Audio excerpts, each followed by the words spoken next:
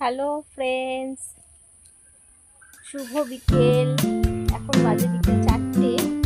আর আমি দেখো, সবাই ঘুমোচ্ছে, বেশিরভাগ ম্যাক্সিমাম মানুষরাই ঘুমোচ্ছে এই গরমে। আর দেখো আমাদের এখানটায় দেখো কত সুন্দর হাওয়া বইছে। আমার না ঘরের ভিতরে গিয়ে থাকতে বন্ধ হয়ে একদম ভালো লাগে না। সারাদিন মনে হয় এই বাইরেটাতে বসে থাকি, দেখি খোলা আকাশ, গাছপালাগুলো নড়ছে। আমার একটু বসে থাকতে ভালো লাগে, কেন জানি না, ঘরের ভিতরে ঢুকতেই ইচ্ছে করে না।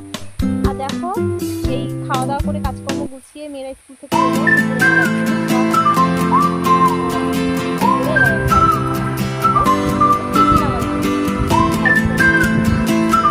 এমন জায়গা হলে একদম আসলো না। দেখো এমন হাওয়া বইছে।